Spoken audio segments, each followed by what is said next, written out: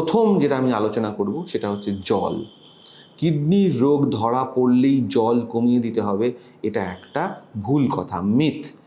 আমরা এটা দেখি যে জল কমিয়ে দিয়ে পেশেন্টের বেশি ক্ষতি হয় রাদার দেন পর্যাপ্ত পরিমাণে জল খাওয়া।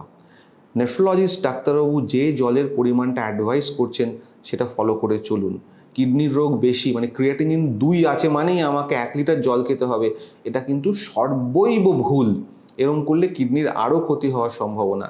সাধারণভাবে খুব advance kidney disease stage 4 stage 5 প্রায় ডায়ালিসিস শুরু হবে, হাত পা ফুলছে, এরকম কন্ডিশন ছাড়া আমরা জলের পরিমাণ নিয়ন্ত্রণ করি না। বা কিডনির রোগের সঙ্গে আমরা দেখছি যে লিভারের রোগ আছে বা প্রোটিন লিক করছে, তাতে শরীর হাত পা ফুলে যাচ্ছে, সেসব কন্ডিশনে একমাত্র আমরা ফ্লুইড রেস্ট্রিকশন করি।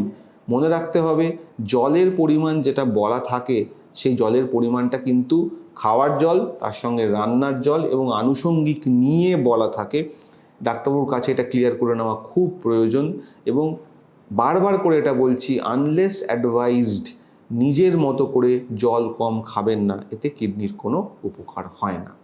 সেকেন্ড যে কমন মিস্টেকের কথায় আসছি সেটা হচ্ছে সল্ট নিয়ে আমাদের আগেও ভিডিও আমরা করেছি, এখানেও করব। সল্ট রেস্ট্রিকশন সাধারণতভাবে আমরা 4 gram salt, 2 gram sodium that is equivalent to 4 gram salt, 4 gram salt আমরা সারাদিনের রান্নায় ব্যবহার করতে বলি।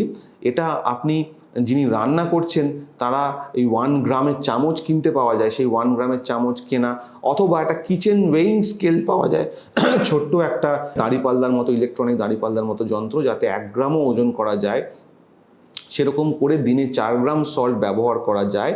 অথবা যেটা আপনারা করতে পারেন যে পুরো রান্নাটা সল্ট ছাড়া রান্নার সঙ্গে 4 গ্রাম সল্ট সকাল দুপুর বিকেল 1 গ্রাম 1 গ্রাম করে মিলিয়ে নিয়েও খেতে পারেন।